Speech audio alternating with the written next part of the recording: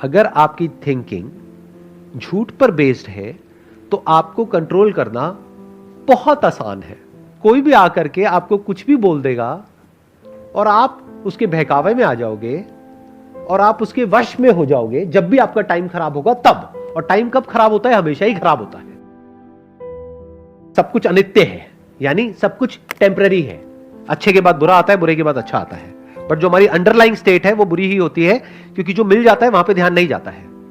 जितनी सैलरी मिल जाती है वहां पे ध्यान जाता है, या जो नहीं मिली है उस पे ध्यान जाता है, या जो साथ वाले को ज्यादा मिल गई है वहां ध्यान जाता है। जो अभी हेल्थ परफेक्ट है वहां ध्यान जाता है, मतलब हाथ पैर आंखें कान नाक सब कुछ सलामत है वहां ध्यान जाता है, या हल्का सा दांत में कहीं पे दर्द हो रहा है वहां ध्यान जाता है।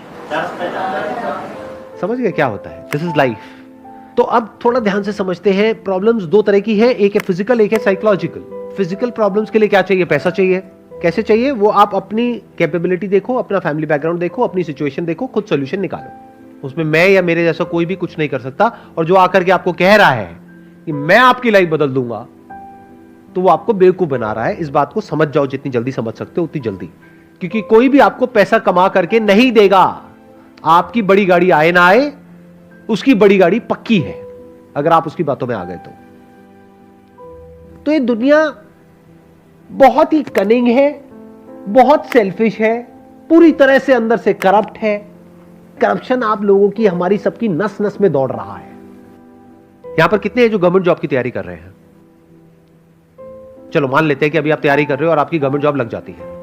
वहां पर कुछ बहुत गलत होते हुए देखते हो, जिसकी वजह से लोग मर रहे हैं।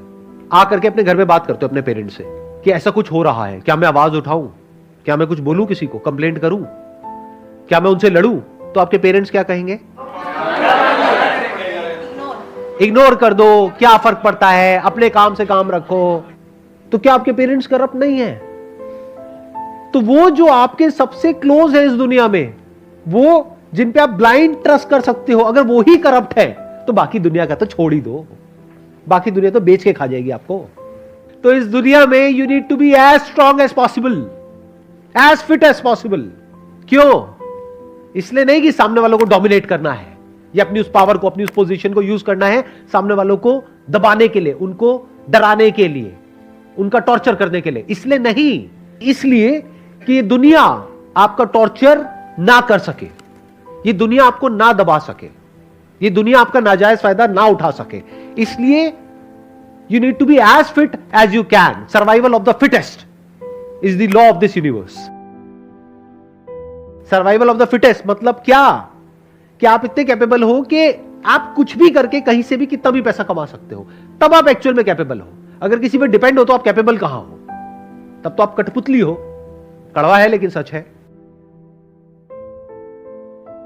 अगर आप एक सही रास्ते पे चलोगे लाइफ में, तो आपका माइंड इस लायक होगा कि आप लाइफ की जो हायर पॉसिबिलिटीज है, जो हायर लेवल की नॉलेज है, उसको समझ पाओगे। अगर गलत होगे या गलत लोगों के साथ में जुड़े हुए होगे तो धीरे धीरे आप भी वैसे ही हो जाओगे। तो अगर कोई सही बात भी करेगा तो आपको समझ ही नहीं आएगी।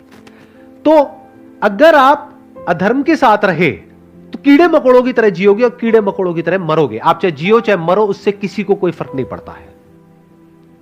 अब अगर आप धर्म की तरफ हो तो क्या होता है? धर्म आज की डेट में लोग बोलते हैं रिलीजन।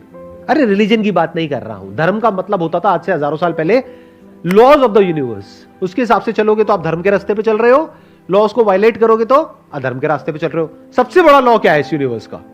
औरों के साथ में वैसे ही एक्ट करो जैसे आप चाहते हैं कि वो आपके साथ में एक्ट करें। ये धर्म का एसेंस है कि अगर आप चाहते हो कि आपसे कोई तमीज से बात करे तो आपको औरों से तमीज से बात करनी है।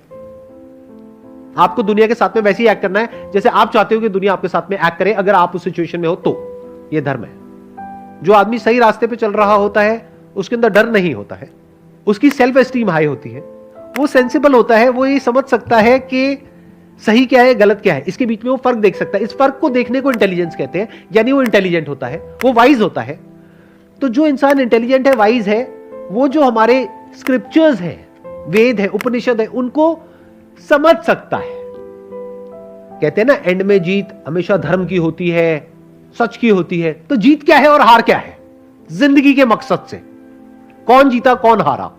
करोड़ों अरबों लोग आए आपके जैसे इस दुनिया में आए और चले गए, किसी को कोई फर्क पड़ा?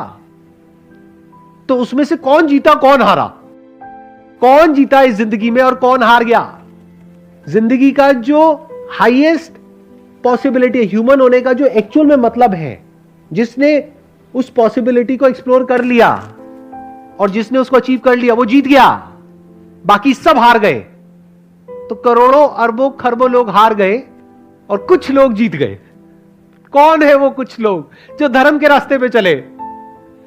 अगर आप एक पक्षी हो तो आपकी लाइफ का पर्पस क्या है? उड़ना।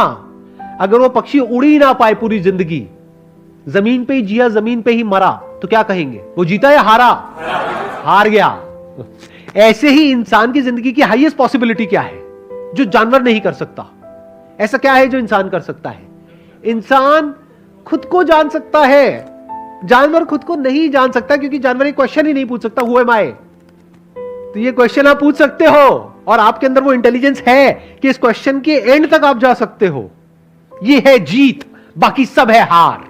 और जिंदगी में जीतने के लिए आपको धर्म के रास्ते पे चलना होगा। धर्म के रास्ते पे वो नहीं चल रहा है जो आलसी है, धर्म के रास्ते पे वो चल रहा है जो मेहनत करता है, हार्ड वर्क करता है, स्मार्ट वर्क करता है, कुछ भी करके लाइफ में आगे बढ़ रहा है, अपने आप को स्ट्रांग बना रहा है। ना वो दुनिया का भला कर रहा है, ना वो दुनिया का बुरा कर रहा है। ध्यान से सुनना मेरी इस बात को। जैसे दुनिया का बुरा करना अपने आप में एक कीड़ा है, ऐसे ही दुनिया का भला करना भी अपने आप में एक कीड़ा है। ये लोग बड़े खतरनाक होते हैं। अपना भला कर लो, एक्चुअल में जो भला है, यानी जान लो कि आप क्या हो, उसके बाद इस दुनिया को जो आपसे चाहिए होगा ना, वो दुनिया ले लेगी। अगर इस क्वेश्चन को आप अपने आप से पूछते हो, हु एम आई, और इसके जवाब तक पहुंचने भी लग जाते हो, तो आप देखोगे आपकी थिंकिंग में एक रेडिकल चेंज आएगा। झूठ धीरे धीरे हटता चला जाएगा लाइफ में से, और जो सच है वो आपके सामने होगा। सच जैसा है, जो है, वो आपके सामने होगा। और सच चिंदी बातों का नहीं कि मुझे ये चाहिए, मुझे वो चाहिए, मुझे वो चाहिए, नहीं, कि लाइफ क्या है, डेथ क्या है, भगवान क्या है, ये यूनिवर्स क्या है, डिजायर क्या है, थॉट क्या है, फीलिंग्स क्या है, इमोशंस क्या है। जो भी क्वेश्चंस एक्चुअल में इंपॉर्टेंट है वो सब इसमें कवर हो जाते हैं एक क्वेश्चन में, दैट इज हु एम आई। और अगर इसको आप पूछ ही लेते हैं तो आपके जीतने की शुरुआत हो गई। यही कह लो कि अगर आपने सिंसियरली इस क्वेश्चन को अपने आप से पूछ लिया है और इसका आंसर ढूंढ रहे हो, तो आप जीत गए। आगे आंसर मिलेगा नहीं मिलेगा उसको छोड़ दो, आंसर क्या मिलेगा और कौन बताएगा आपको कि जो आपको आंसर मिला वो सही है या गलत है? एक ढंग का क्वेश्चन तो पूछा। एक साइंटिस्ट वो नहीं होता है जो आंसर देता है, आंसर तो लेक्चरर देता है। साइंटिस्ट वो होता है जो क्वेश्चन पूछता है। तो आप एक साइंटिस्ट हो। किसके साइंटिस्ट हो? लाइफ के साइंटिस्ट हो, अंदर की दुनिया के साइंटिस्ट हो। और अगर वो हो तो इंसान होने का जो हाईएस्ट गोल है वो आपने अचीव कर लिया है। साइंटिस्ट दो तरीके के होते हैं ना, एक बाहर की दुनिया के और अंदर की दुनिया के। तो अगर आप बाहर की दुनिया में साइंटिस्ट बनते हो तो अवार्ड मिलेंगे, पैसा मिलेगा। अंदर की दुनिया में साइंटिस्ट बनते हो तो उससे क्या मिलता है? एक पीसफुल माइंड मिलता है। आपको पहली बार समझ आता है कि साइलेंस क्या होता है। आपको पहली बार समझ आता है कि प्रेजेंट मोमेंट होता क्या है। आपको समझ आता है कि मैं वो नहीं हूं जो मैं खुद को समझ रहा था। मैं कोई चिंदी आदमी नहीं हूं इस इतने बड़े यूनिवर्स में। ये पूरा यूनिवर्स मुझ में है।